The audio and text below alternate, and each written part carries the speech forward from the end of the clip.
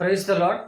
అనుదిన ఆత్మీయారము వాక్యంలో నుండి 1 యోహాను 5వ అధ్యాయం 3వ వచనం చదువుతున్నాను.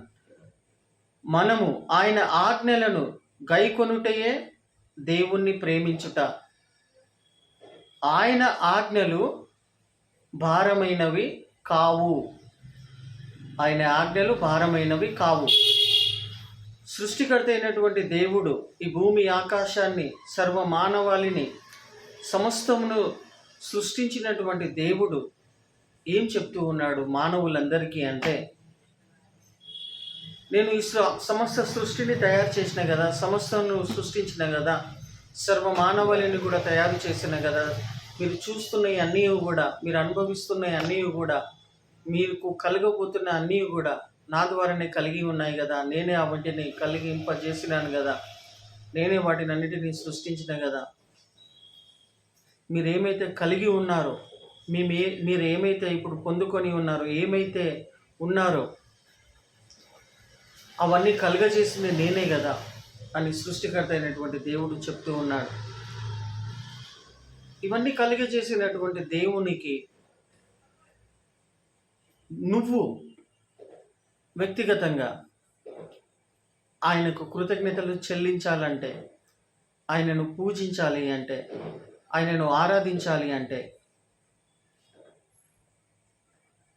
ఆయనకు థ్యాంక్స్ గివింగ్గా ఉండాలంటే, నేను దేవుని కోసం ఏదన్నా హార్ట్ఫుల్గా చేయాలని కలిగి ఇటువంటి ఆలోచన కలిగి ఉంటున్నటువంటి వాళ్లకు దేవుని యొక్క వాక్యం ఏం చెప్తుంది తెలుసా?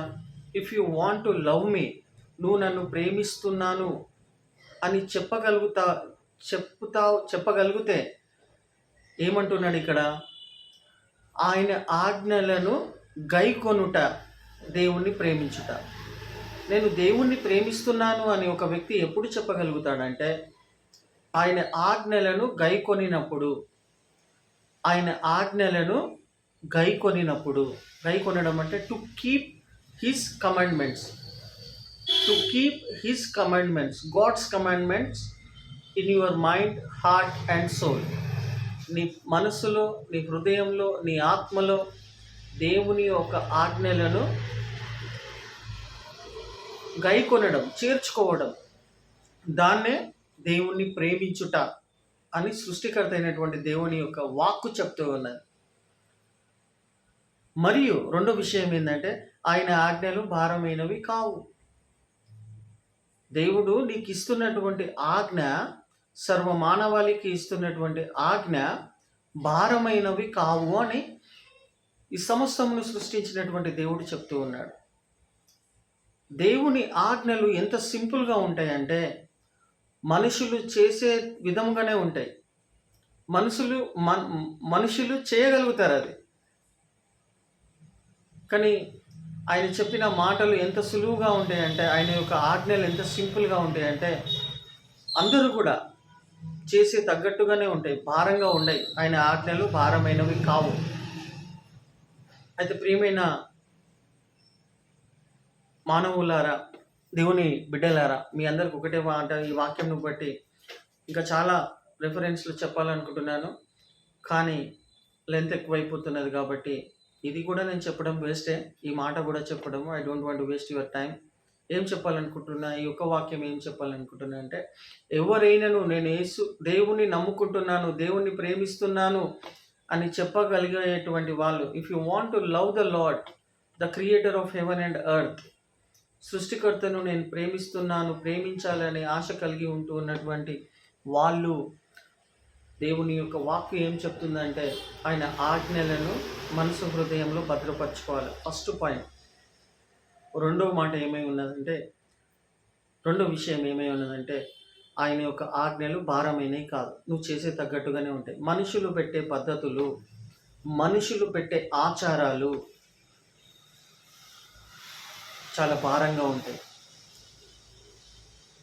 కానీ దేవుడు ఇచ్చినటువంటి ఆజ్ఞలు సింపుల్గా ఉంటాయి. కానీ మనుషులు ఏంటంటే, 90% ఆఫ్ ద పీపుల్, 90% మనుషులు ఏంటంటే, మనుషులు పెట్టిన ఆచారాలనే, మనుషులు పెట్టిన పద్ధతులనే, మనుషులు ఇచ్చినటువంటి భారాన్ని మొయ్యడానికి అలవాటు అయిపోయిన వాళ్ళు ఇష్టపడుతూ ఉన్నారు ఇప్పటికీ కూడా 90% ఆఫ్ ద పీపుల్. కానీ దేవుడు ఏమంటున్నాడు, నా ఆజ్ఞలు భారమైనవి కావు. You can able to bear it, you can able to bear it, you can able to do it అని చెప్తూ ఉన్నాడు.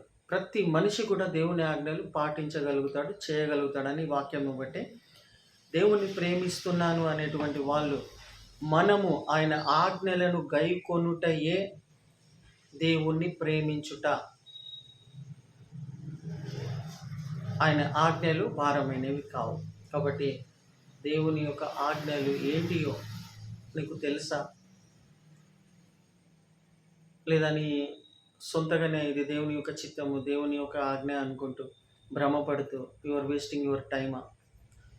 దేవుణ్ణి ప్రేమిస్తున్నానని నువ్వు ఎట్లా చెప్పగలుగుతావు అనేది దేవుని యొక్క ఆజ్ఞల గురించి మళ్ళా దేవుడు కృప అనుగ్రహిస్తే మళ్ళీ నెక్స్ట్ టైం మనం what are the commandments of the creator of heaven and earth అనేది నెక్స్ట్ టైం మనము చూసుకుందాము. ప్రస్తుతం అయితే దేవుణ్ణి ప్రేమిస్తున్నాను అనేటువంటి వాళ్ళు ఆయన ఆజ్ఞలను కైకొనాలి. మరియు ఆయన ఆజ్ఞలు ఏమై ఉన్నాయనేటిది నెక్స్ట్ సెషన్లో నెక్స్ట్ టైం మనం చూసుకుందాం.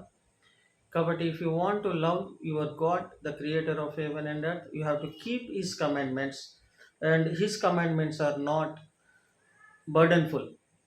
You can able to do it, you can able to bear it.